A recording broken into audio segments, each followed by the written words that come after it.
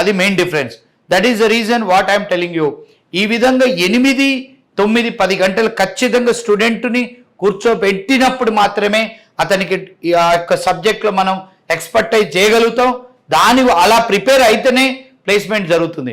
ఇక్కడ స్టూడెంట్స్ చేసే మిస్టేక్స్ మా యొక్క ఎక్స్పీరియన్స్లో మేము గమనించేది ఏంటంటే ఇర్రెగ్యులారిటీ ఉండొద్దు, ఇర్రెగ్యులారిటీ ఉంటారు. నెంబర్ 2, ఫెస్టివల్స్కి లాంగ్ లీవ్స్ తీసుకుంటారు, అది తీసుకోవద్దు.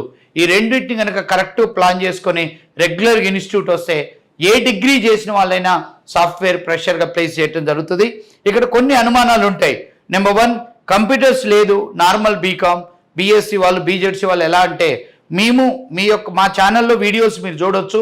B pharmacy, AG BSc, hotel management, MBA students చాలా మందిని ప్లేస్ చేసాం. వీడియోలు కూడా నేను అప్లోడ్ చేయడం జరిగింది.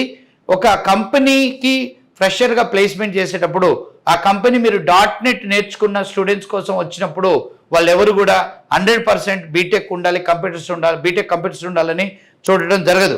కొన్ని కంపెనీస్ ఆ విధంగా ఉండొచ్చు, కానీ నార్మల్ డిగ్రీ వాళ్ళని కూడా కంపెనీస్ తీసుకుంటాయి.